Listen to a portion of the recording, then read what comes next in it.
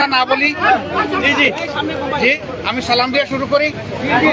আসসালামু আলাইকুম ওয়া রাহমাতুল্লাহ। সম্মানিত সাংবাদিক বন্ধুগণ,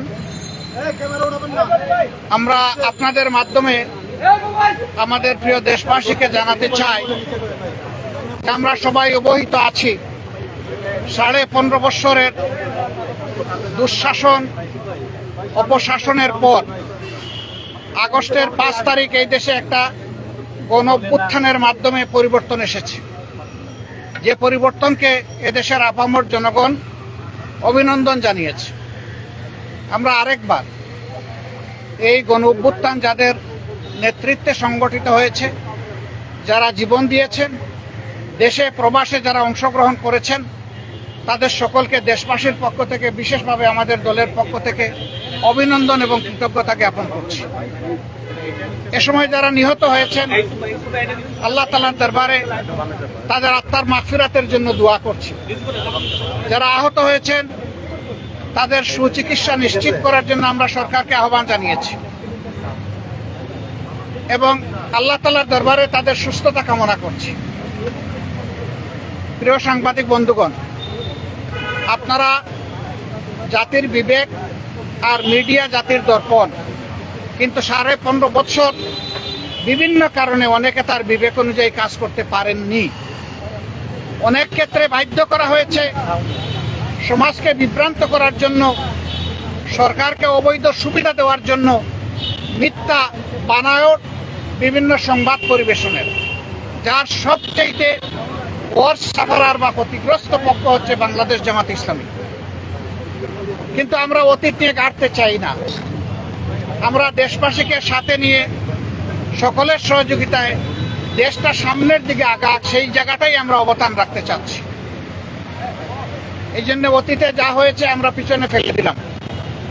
তবে যারা সুনির্দিষ্ট অভিযোগে অভিযুক্ত, যারা মানুষ খুন করেছেন, গুম করেছেন, লুণ্ঠন করেছেন, দেশের সম্পদকে দেশে পাচার করেছেন, আয়নাঘর তৈরি করেছেন, দিবারাত্র মানুষের পর ত্রাসের রাজত্ব কায়েম করেছেন, তাদের বিচার, তাদের উপরে ন্যায় বিচার নিশ্চিত হোক, এটা আমরা দাবি করি।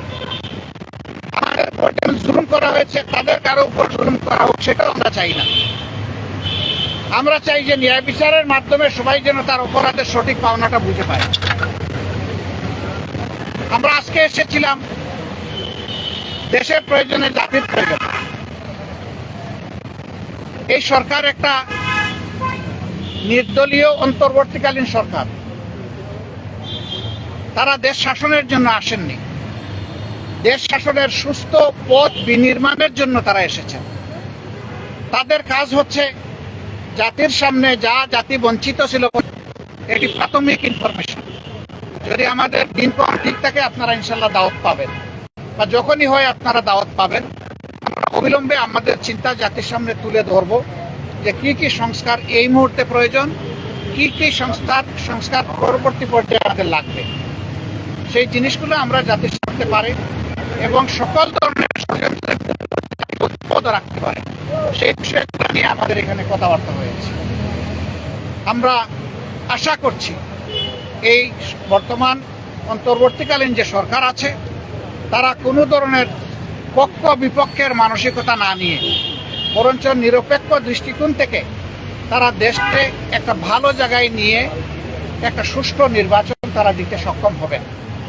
এবং এই ক্ষেত্রে এইটাও আমরা আশা করছি যে এই সময়টা এই প্রত্যাশাকে ফুটিয়ে তোলার জন্য এবং আগামী দিনে একটি বৈষম্যহীন বাংলাদেশ গঠন করার জন্য, যেখানে ইনসাফ ভিত্তিক সমাজ প্রতিষ্ঠিত হবে এবং কারো উপর কোনো ধরনের জুলুম দল কিংবা ধর্মের কারণে হবে না, এমন একটা দেশ, ঐক্যবদ্ধ জাতি গঠনে আপনারাও আমাদেরকে এই কাজে সহযোগিতা করবেন, দেশবাসীকে সহযোগিতা করবেন। আপনাদের সকলকে ধন্যবাদ। হ্যাঁ, এখানে একটা প্রশ্ন এসেছিল, আসন্ন দুর্গাপূজায় আইন শৃঙ্খলা পরিস্থিতি সুন্দর রাখার জন্য করণীয় কি। আমরা সেগুলো আলোচনা করেছি। আমরা বলেছি জনগণের পার্টনারশিপ লাগবে, সরকারের সাথে জনগণের সম্পৃক্ততা রয়েছে। এই সরকার এবং জনগণ মিলে। সকলকে ধন্যবাদ। আপনারা যে সংস্কারের প্রস্তাবগুলো করেছেন সেখানে আসলে কোন বিষয়গুলোকে আপনারা ফোকাস করেছেন? সেই কথাটাই বলছিলাম যে বাদা ঝাঁপির মূল্য লক্ষ টাকা, খুলে দিলে দাম কমে যায়। ইনশাল্লাহ আমরা ঝাঁপির মুখ খুলবো আগামী 9 তারিখ।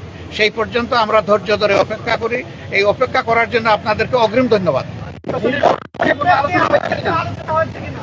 সেটা বলেছি যে সংস্কারের টাইমলাইন কি হবে, আমরা দুটো রোডম্যাপ চেয়েছি, আপনারা জানেন, আপনাদের মাধ্যমেই চেয়েছি, দেশবাসীর কাছে জানিয়েছি, আমরা সরকারকেও জানিয়েছি। একটা রোডম্যাপ হবে সংস্কারের, আর একটা রোডম্যাপ হবে নির্বাচনের। নির্বাচনটা সম্প্রতি রয়টার্সের এক প্রতিবেদনে সেনা প্রধানের বক্তব্য এবং জাতিসংঘে যাওয়ার পরে প্রধান উপদেষ্টার যে প্রেস সচিব তিনি যে বক্তব্য দিয়েছেন এইসব নিয়ে আলোচনা হয়েছে কিনা? না, আমরা কারো বক্তব্য এবং বিবৃতি নিয়ে স্পেসিফিক কোনো আলোচনা করি নাই এবং এটা আমরা আলোচনার সাবজেক্ট বানাতেও চাই না। আমরা শুধু সরকারকে এতটুকু বলেছি যে জনগণের বিশাল প্রত্যাশা আপনাদের কাছে, এই প্রত্যাশার সময়টা টেনে আমরা লম্বা করব না। এটাকে যৌক্তিক সময়ে, যৌক্তিক যে শব্দটা, এটার সম্মানটার জন্য বহাল রাখতে পারি আমরা, সেই দিকে আপনাদের দৃষ্টি আকর্ষণ করি। ওনারা কোনো দ্বিমত পোষণ করেন নাই এবং আমরা আশা করি এখানে কোনো সংকট তৈরি হবে না ইনশাআল্লাহ। আমরা শুনতে পেয়েছি যে সংস্কারের এই কমিশনের কয়েকজন সদস্যদের নিয়ে আমাদের আপত্তি বা রিজার্ভেশন আছে, এই সত্যি? আমাদের আপত্তি বা রিজার্ভেশনের বড় কথা না, সংশ্লিষ্ট মহল থেকে কেউ যদি কনসার্ন উত্থাপন করে এটা তাদের ব্যাপার। আমরা দলগতভাবে কোনো কনসার্ন উত্থাপন করি না। থ্যাংক ইউ সবাইকে, ভালো থাকেন। প্রশ্নোত্তরে আমরা সংস্কারকেই 1 নম্বরে গুরুত্ব দিচ্ছি। প্রশ্নোত্তরের এই পর্বটা এত মজাদার,